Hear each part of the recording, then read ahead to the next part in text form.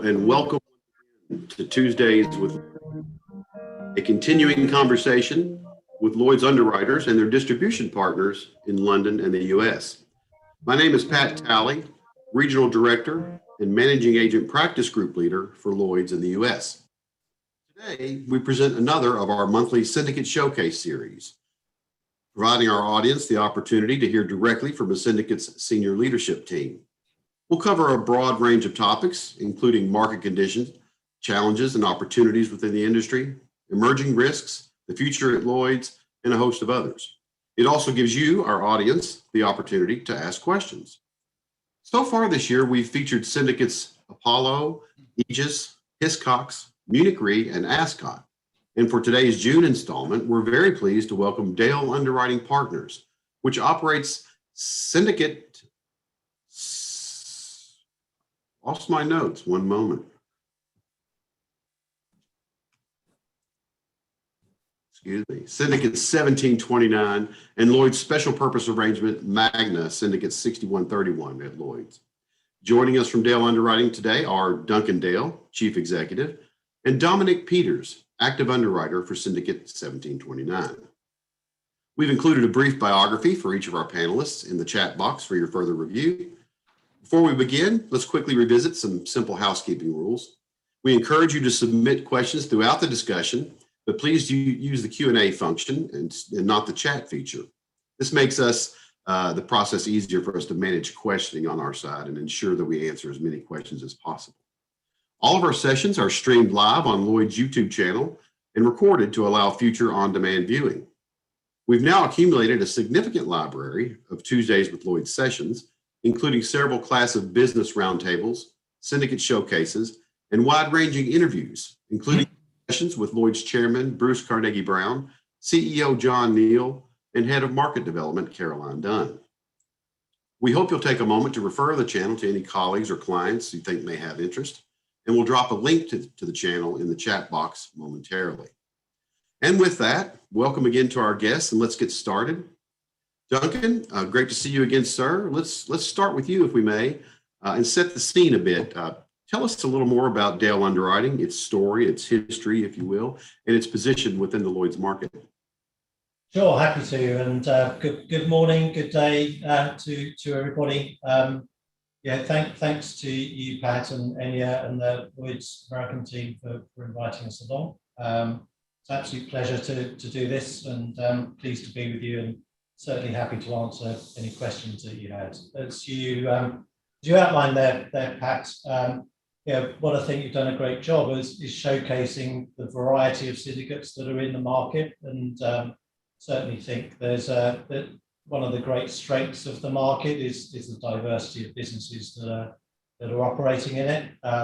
Amongst those names, you've got a retail-oriented business, you've got a global reinsurer, you've got a mutual, you've got a pension fund-owned business, got a spread capital business similar to ours, but with a gig economy focus. And Dom will perhaps talk in a little bit about where we're different to all of those, but I think it helps to highlight the strength of a subscription market and the breadth of capabilities in that. We're very proud to be part of the Lloyd's market. We're very Lloyd-centric, we're very US-centric. About 90% of our premium comes from the US market. We write about $260 million of premium. We're in our 8th year of operation. We're middle way through the 8th year of operation. I'm middle way through my 39th year in the market, and one of those has gone a little quicker than the other, but I think the things that are important about our syndicate are that we're owner managed, we're independent, we have a spread of capital, very high quality spread of capital support behind the syndicate. About 60% of our capital comes from US and Bermudan corporates, some of which are clients, some of which are trade reinsurers, some of which are people that we've got to know over the years.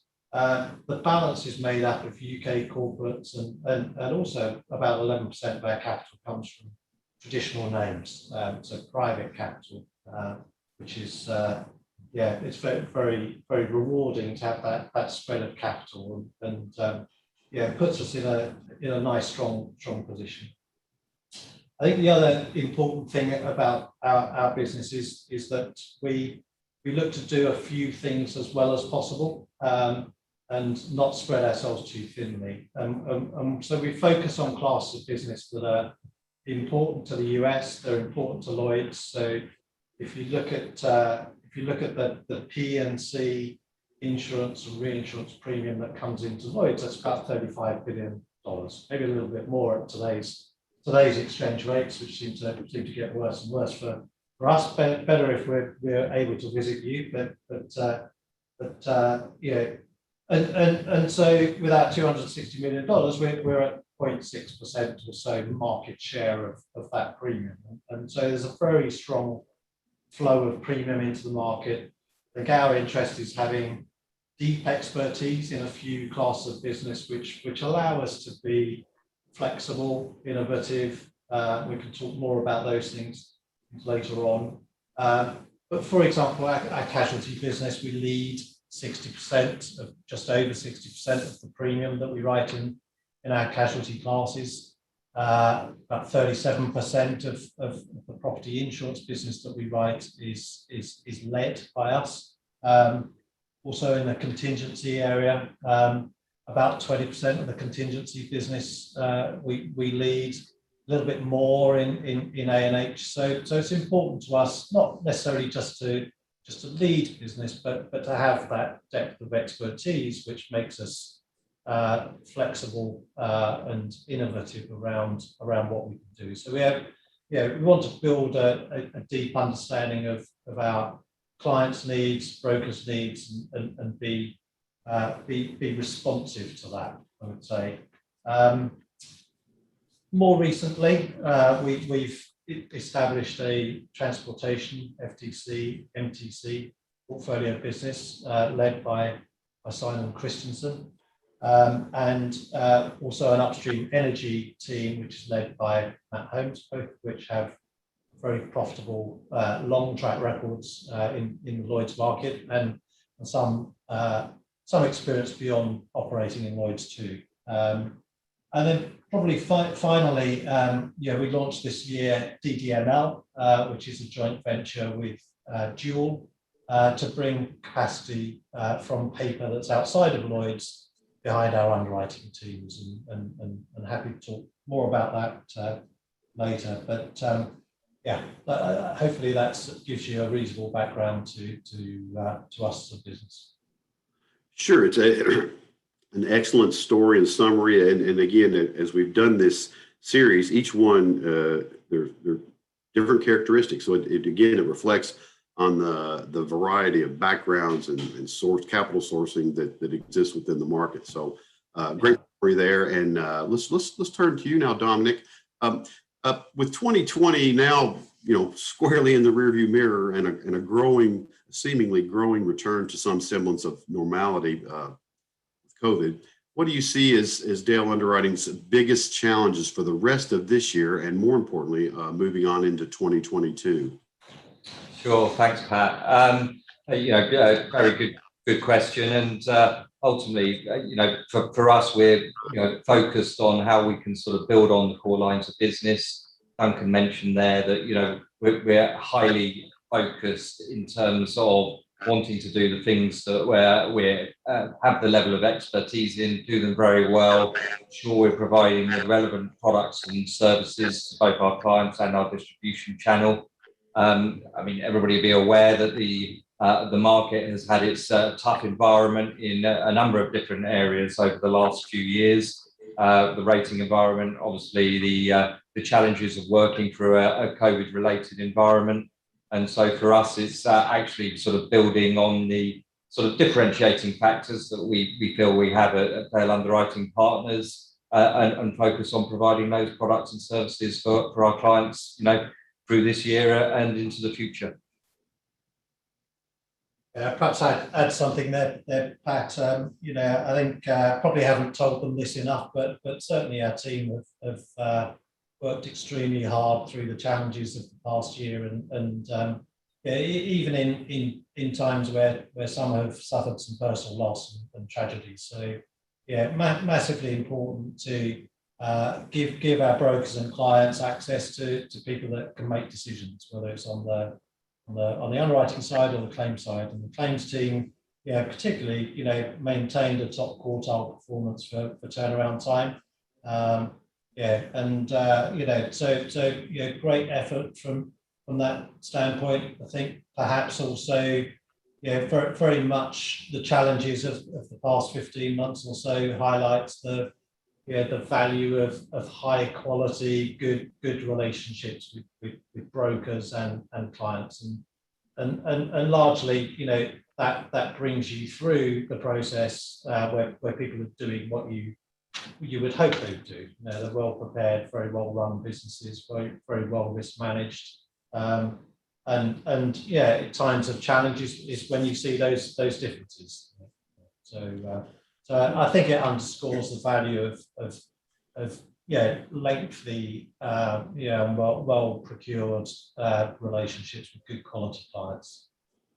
Those excellent thoughts. I mean, we've heard from many people that when you're under a stressful event like this, it's the long-standing relationships that tend to fare the best. The people I think we really have empathy for are those new to the career who are trying to build a business, build relationships, and that is so much more difficult in a virtual environment versus just being able to sit across the table from someone. So I think we all have a special understanding of what the turmoil that's caused last year. Yeah, sure. I mean, it'd be worth sort of just highlighting there. I mean, going to that point, Pat, that in terms of our own development, there's been quite a lot of onboarding of a reasonable number of new staff over that period of time, and as you say, different levels or generations of staff, in terms of Duncan mentioning sort of high profile teams that have joined us, but also the younger staff who are coming into the industry for the first time as well. And obviously they need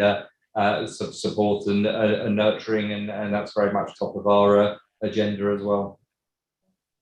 Yeah, I think that some valuable lessons though as well. I think the lessons learned over the last 15 months or so bound to feed into working practices, how you analyze risk going forward, relationships. I think we've got to take the lessons learned from this, and I think it's Don touched on as well. The market has started to get to better attritional loss ratios, but certainly we're very supportive of the market initiatives to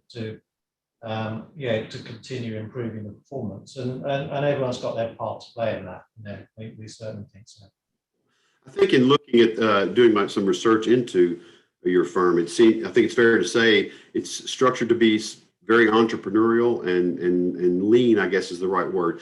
Do you think, did that assist you in navigating the turmoil of the last 12 months, the way that you're operating and sort of the ability to be nimble?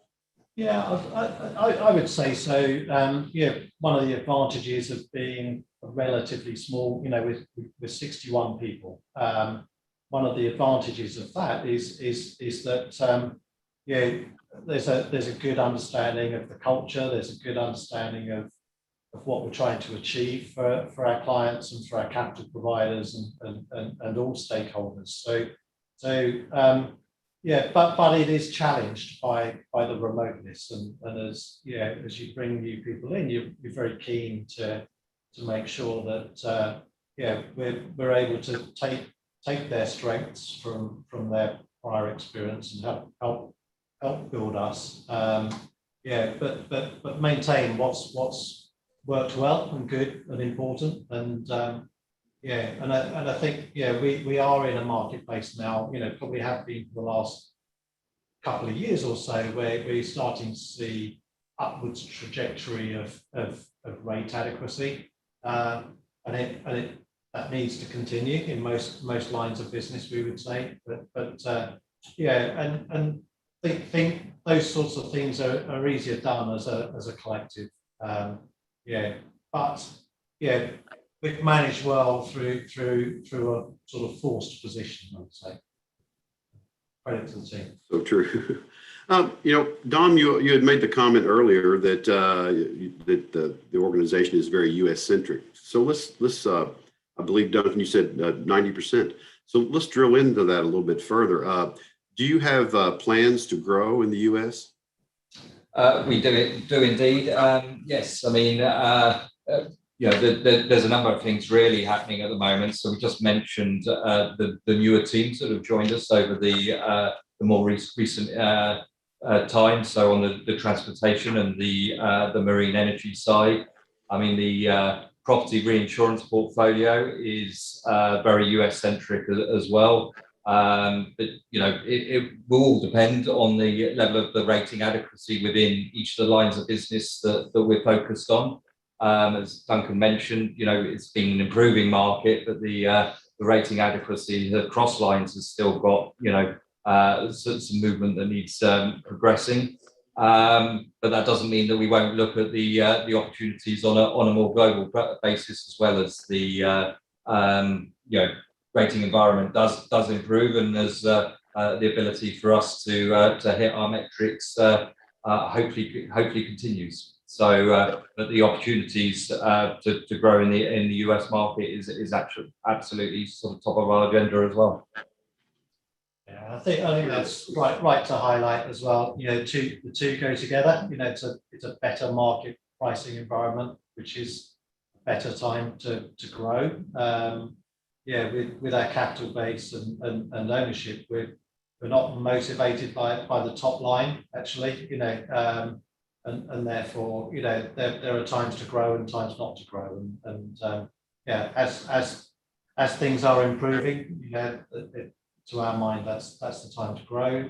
We started the business in a bad time in 2014, where rates were came off for several more years, and really our history was to actually write less than planned, write less premium than we planned to in those probably for the first six years in the syndicate. And it's only really been the last 2 or 3 years where we've still grown, but we've grown in more meaningful steps, I'd say. It certainly helps to have the wind at your back. Yeah, it certainly does. Yeah. So okay, that's and thank you for the specifics in terms of classes of transportation, marine, and some. That's, I'm sure our audience is glad to see that for additional opportunities. Let's talk a little bit about the future. The industry, as we all have seen, is undergoing a dramatic amount of change, and I think the pandemic has probably served to accelerate some of that leaping forward.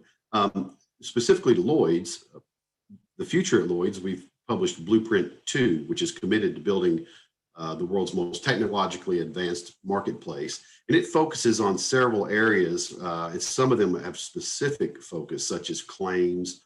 I know that's a very high priority. So just kind of like to get a sense of how you view your views of the use of technology in the industry, and specifically for Dale Underwriting, and how you embrace that, see that playing a part.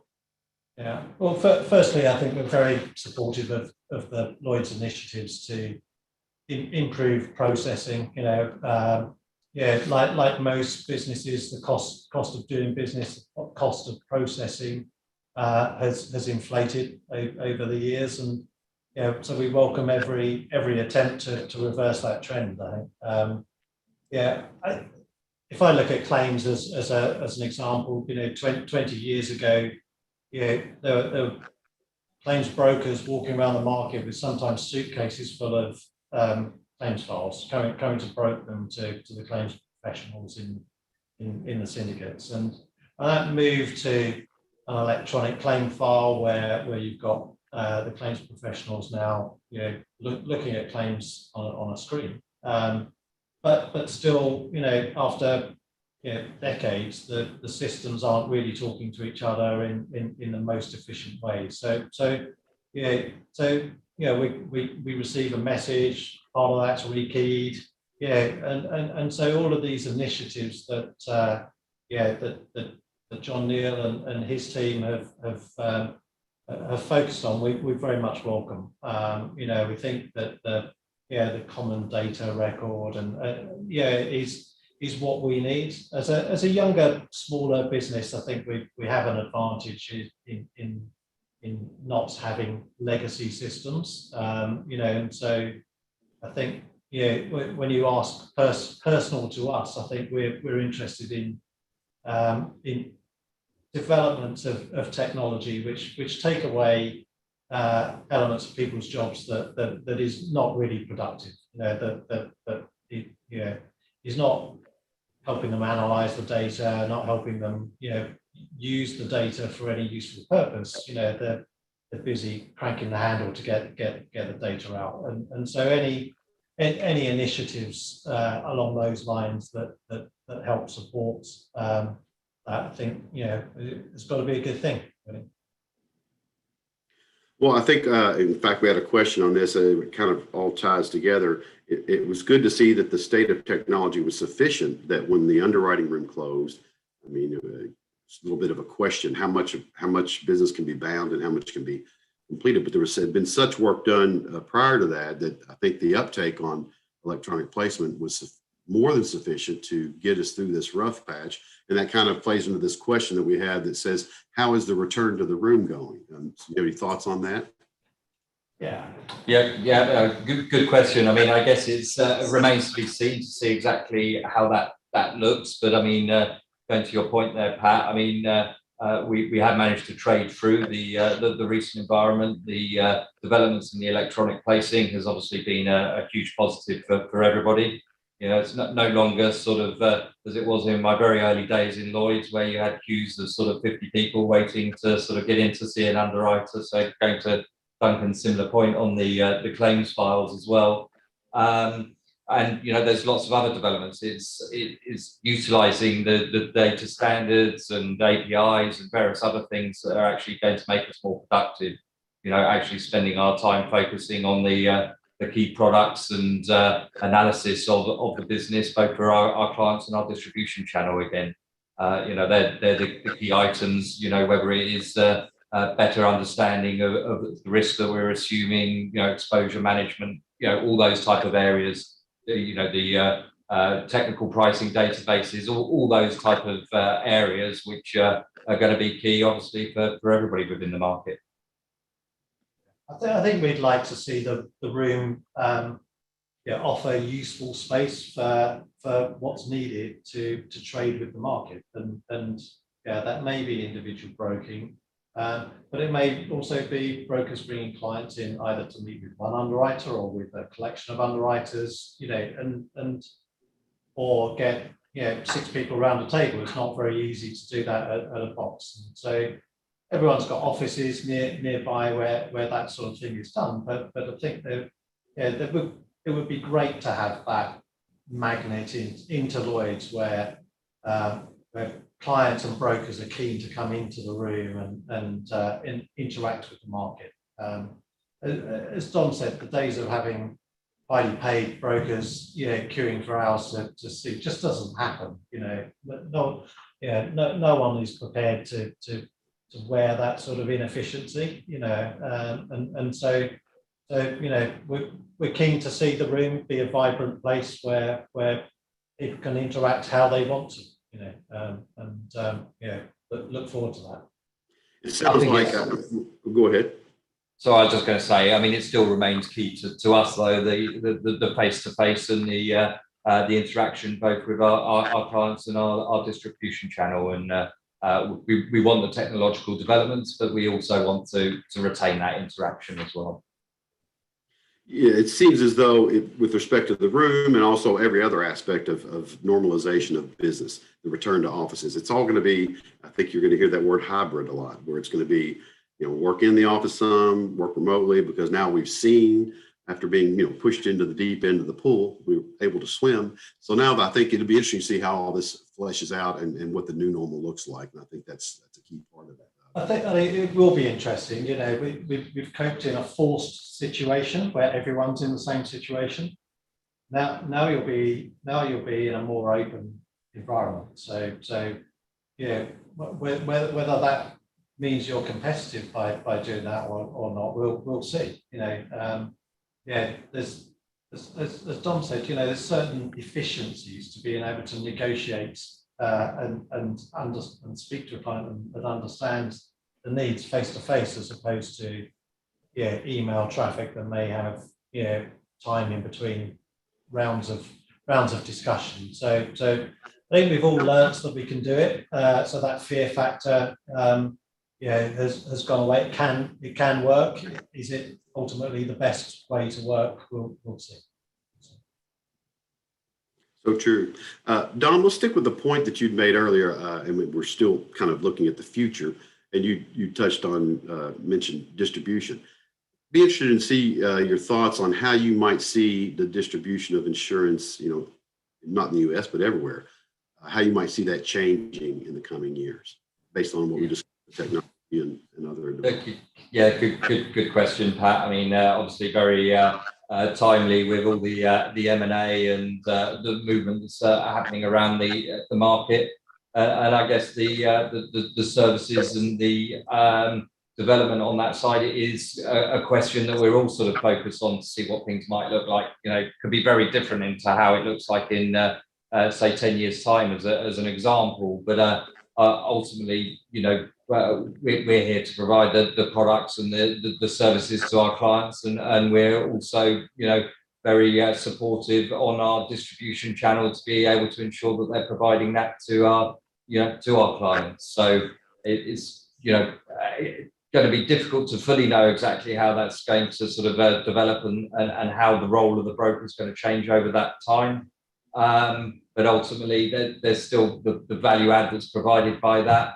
And it's also, important for us that we're reactive and responsive to clients' needs, and going back just to the point about the room a moment ago and the face-to-face interaction, the key bit is how can we differentiate ourselves in terms of structuring deals, in terms of exactly what is required, and there's the onus obviously on the distribution channel to support that as well.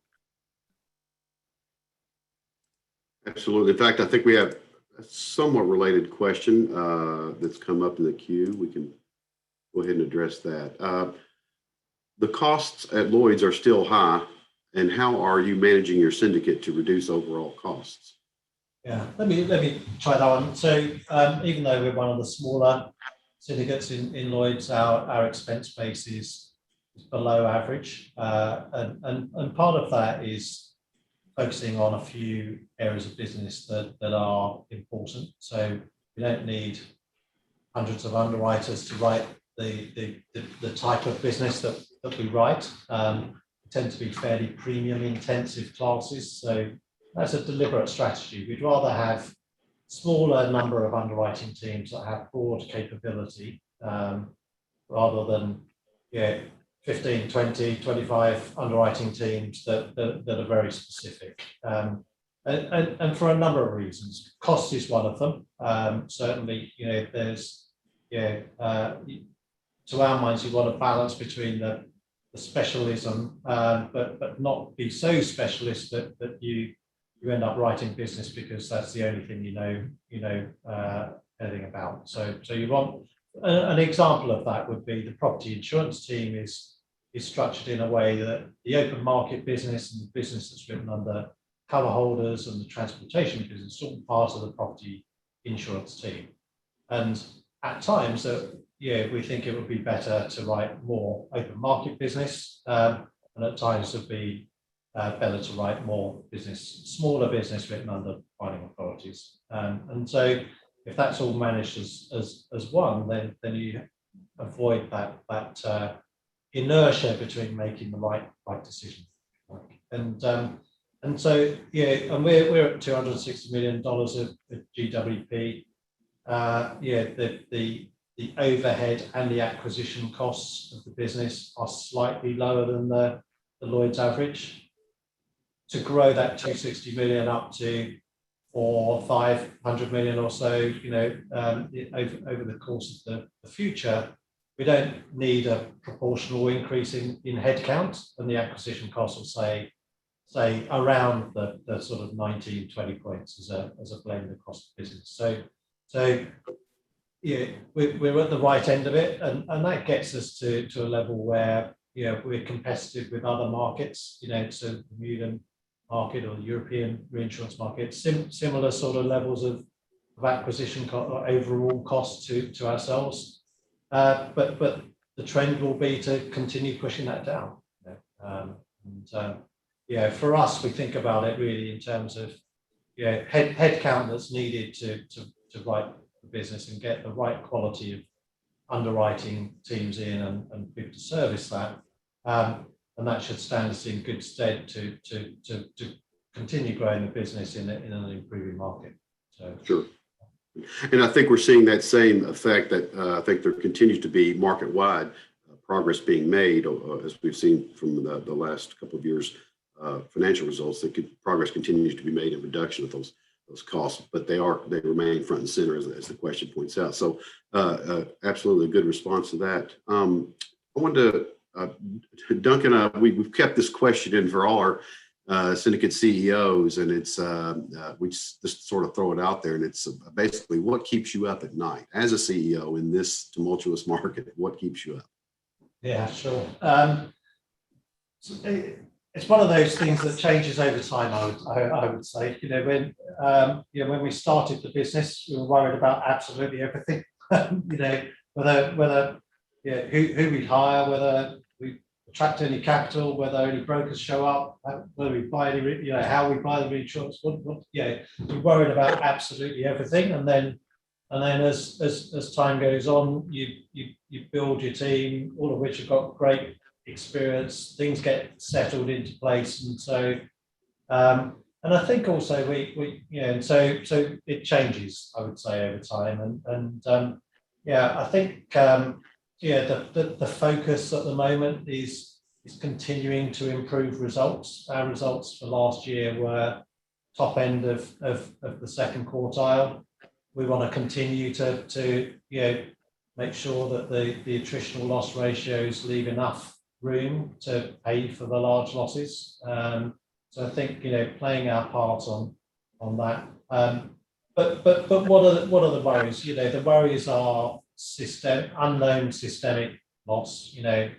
Easier to price on the reinsurance side than the insurance side, just to get your arms around the aggregate. So I think there's always that sort of systemic loss. I think we fight all the time to make sure that we're trying to defend insureds who've done nothing wrong, and pay claims fairly where there's liability, and that's a constant battle.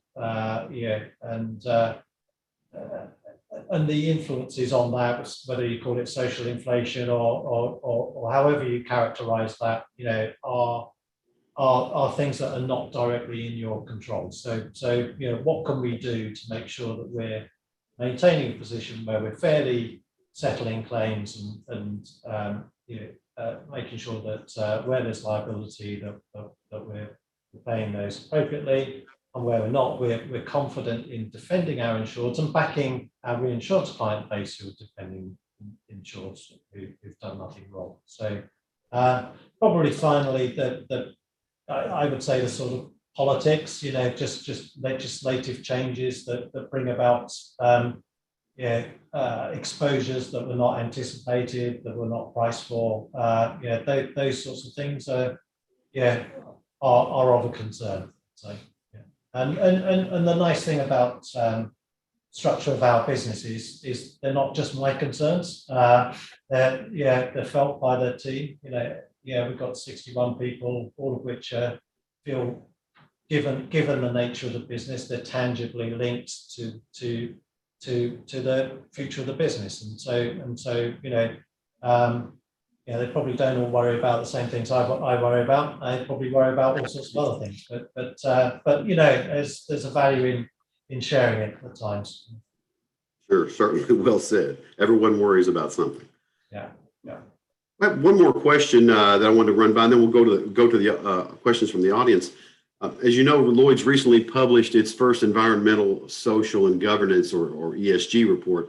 which supports global transition to net zero and commits the market to publicly accountable targets for responsible underwriting and investment. Dominic or Duncan, would be interested to hear your views on ESG, and in particular, if there's anything specific to your firm as to how you approach ESG. Sure. I'll go with that. So, I mean, in simple terms, we're obviously very supportive of all the initiatives within the ESG space. I mean, it's obviously a hugely broad topic. I mean, just relating it back to your prior question, I think the thing that would be keeping me up at night at this moment in time is obviously just going into hurricane season and typhoon season across the globe. You know, from my history as a sort of cat underwriter, so that's obviously a key period and links into the whole topic of climate change and ESG as well. So there's a huge number of things to be thinking about. I mean, in terms of our own position, we're fully aligned with the work that the Lloyd's and the various sustainability reports that have been produced, and the work that's going on in terms of both transparency and assessment of various different things that we're obviously all very aware of. There's a growing need to be able to sort of build the metrics and assessment around each of these topics. So lots of different things to think about, and I'm sure there may be some sort of further questions on that, which we'd be very, very happy to sort of give a view as to where we sit with that. Okay, great. Yeah, I know it's a growing topic of conversation. We just had a call on it the other day, and I think there's some additional work coming out in that space. So we'll stay tuned. I'm going to jump into some questions we've got rolling up through here. First question to both Duncan and Dominic. With regards to future and up and coming underwriters, what inspired you to this line of business? That's a great question. I started at the bottom. I worked for a reinsurance company based in London. Came into Lloyd's in 1989, and I grew up on the claim side, and actually really enjoyed handling claims. I think it was really you learn what this business is all about, and I think gives you a great foundation to thinking about risk and how to structure something that's sustainable. And it's a fascinating industry. Every time we look back on a few years, there've been a different set of challenges for the industry. Probably the most used adjective in company accounts over the last year has been unprecedented, and so it's constant ability to learn. I think if you look at the traits of what we look for in our underwriters, ultimately it's to be thorough. Think about you can't teach people, I don't think, to be thorough, and so if they have an approach which is wanting to understand, wanting to feel comfortable. Everyone makes mistakes. That's not what it's about. It's can you learn and have an approach which is thorough to get to a logical conclusion. And you put 10 underwriters in a room, they might all reach a different conclusion, but you'll see those that have got to that conclusion in a more measured way, perhaps. And I think it's a fantastic industry. I think personally, I hope it doesn't go to being remote, because I think a great deal of the value in transacting business the way that we do in the Lloyd's market is through being able to assess situations and assess brokers that you're dealing with, and assess the quality of information, and that's not so easy. It's not impossible, but it's not so easy to do remotely, and it's not as much fun. So true, and in fact, I think we've always discussed the fact that relationships are particularly important, and being together, because the commodity that's being sold is an intangible. It's a promise to pay. That's different than having a widget or a car or something like that. So I follow your point exactly, and I think remote working has its place, but there's nothing to replace one-on-one. Yeah. Let's see. We have a couple more questions popping up. Do you currently, and I realize there's some things that you obviously can only touch on without getting into too much detail. This one says you've mentioned key growth areas in the U.S. Could you elaborate on your core historic U.S. casualty appetite, minimum attachments, primary and or lead excess, and key class industry sectors? Yeah, well, I mean, if I start, I mean, the key classes are on the healthcare and the medical malpractice side. I mean, Duncan's obviously underwritten in this market for 35 years or so, as he mentioned, but we've also got a very long-standing healthcare underwriter, Andy Hornsflow. That's very much an area that is developing and growing for us at the moment, and that's been building, very healthily for us. It is very US focused for us as well. Duncan, I don't know if you want to give some specifics in terms of I think portfolio mix. Yeah, sure. To answer your question, that the individual risks that we write really predominantly on the healthcare side. The rest of the US casualty business is either typically small business written under binding authorities or treaty reinsurance. And so I think it sounded like the question was coming from the individual risk side, where we tend to be on the healthcare business, we tend to be first or second excess, but as capacity has shrunk in the marketplace, people have reduced line sizes. We've been pretty consistent on our line size deployment, and therefore we lead quite a lot of the business that we write in that section. So I think I mentioned earlier, but hopefully that's helped. Okay. Next question. Duncan, Dom, thank you for your time this afternoon. Do you foresee opening up regional offices to access localized business, i.e. Bermuda, Miami? That's a pretty straightforward. I don't see anything in the immediate future for that. I think when you look at our market share in Lloyd's, there's a lot more we can do in this market, and that's not just about plowing the existing fields. It's about helping build the market. So a lot of what we've done over the early years of the syndicate has been to write business that's new to Lloyd's, and we're keen to be part of that. Whether it's captives, and we see that as an area of potential growth, I think, as a sort of natural consequence of a hardening market. Those that are disenfranchised with the commercial insurance marketplace wanting to finance their risk a bit differently over the longer term. So we see captives as really quite a sweet spot of client base for us. I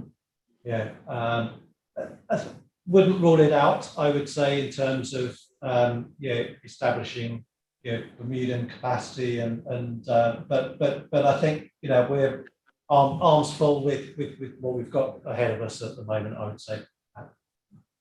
Probably worth just adding there as well that we have developed some joint venture capability, which has provided additional capacity on US property risks in particular, and that's also likely to develop in other lines of business like the marine energy side and also the casualty side as well. So that's providing additional options for our clients as well. That all comes through London. That's not in a regional hub. Sure. Okay, I'm just going to keep rolling through. Are you looking to write any new classes of business given the overall hardening market? Yeah, I can take that. I think we'll keep an open mind on that, Pat, to be honest.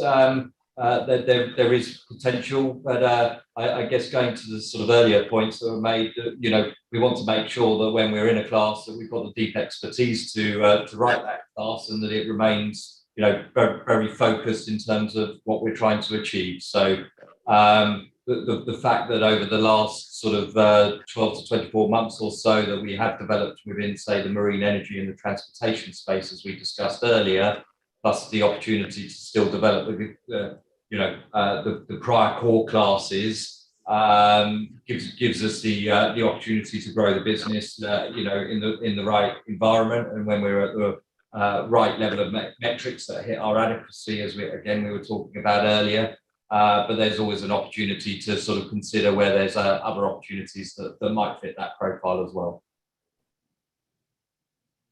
Okay, good. Mark has given us a sort of a time check. Before we have some wrap up, but before we get to that point, I was just curious if either one of you had any particular additional comments you'd like to bring out. And in fact, I think one thing that I would personally like to hear about, if you have any thoughts on this recent wave of cyber attacks that seems like reported daily, and also anything related to the effect that COVID-19 had on your specialty and contingency business. Yeah, sure. So cyber, has been an area that we don't write standalone cyber, and the reason why we don't write standalone cyber is because we don't feel that we have an understanding of how the risk can aggregate, there may be an approach in the future where you could look at it again, as I mentioned earlier, perhaps a little bit easier on the reinsurance side, where you've got control of your aggregate limit, you've got a price for your capacity within that, but for us, we don't feel that we have the expertise of knowing how an event could manifest and spread, and what the damages from those would be, and so with that lack of knowledge, it's just something that we don't do. We have done in the past, very small bolt-on additional limits for a mass sell, so it may not be backed up by fantastic computer security, but it's to insured that are just interested in buying a cover over a portfolio of business rather than in individual risk underwriting, and so and that's really frankly to insureds that we don't think have a profile that are particularly attractive to the cyber criminals, who ultimately we feel they're probably always one step ahead of the police, and so we'd rather be on the side of those that are winning. I think in cyber it's very difficult just a personal view. No judgment against those that have invested in it, and wish them all the very best. It's just not for us. I think it's probably worth saying that's probably one of those things that sort of keeps you awake at night, going to one of your earlier questions, Pat. But if I may, I can just give you a little bit of a view of the specialty portfolio as you raised it. So for us, it's a sort of a broad mixed portfolio, which sort of includes sort of event cancellation, prize indemnity, sports PA.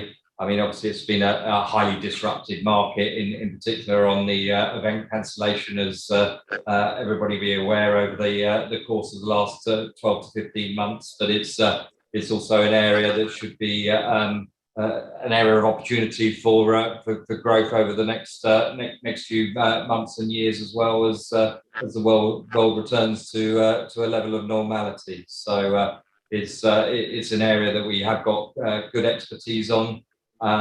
We've come through the period of the COVID situation in good shape, and again, you always learn different lessons from events, but it's certainly an area that we'll look to continue to focus on over the coming months, and obviously it's waiting to sort of get to the position where there is a level of normality returning.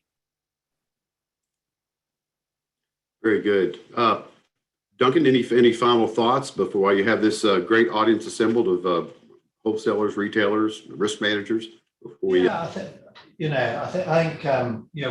what we've tried to focus on is as we've said a few times, is having that depth of expertise, so that we can be flexible, and so having essentially property and casualty insurance and reinsurance, which are major drivers of volume, from the US, major drivers of volume in, close to 80% of the Lloyd's premium is captured in those broad categories. And so, will there be nuances of things that we don't like, and those things that we don't like, we take a lot of aggregate risk on the property side, but some may disagree with this statement, but it's still short tail. Still, yes, you're seeing some creep in some of the cat losses in certain jurisdictions, but what we don't want is to replicate that systemic type exposure on a casualty account that's got tail associated with it. And so that drives us more towards types of business where you can focus on a single act of negligence or an accident. And that to us is something that we can provide sustainable capacity to, whether it's insurance, reinsurance, whether a buyer's need change over time, and we've been going for 8 years, but we've obviously been in the market a lot longer, and a number of those clients who we've known from prior work, and the team have known from prior employers, their needs have changed over the years, and it's massively important to us that we're thinking about their risk, we're articulating, and understanding the pressures on them, and if we're doing that, then I think we're adding some value to the marketplace and to the distribution channel and to the clients. And yes, there is some business that's commoditized, but what we want is business where it's really, where you can have an influence, and that doesn't mean we necessarily lead it, but that we, from an underwriting perspective and a claims perspective, we're coming to the table with a good understanding of risk and thoughtful about it, and that's really what we'd like to promote.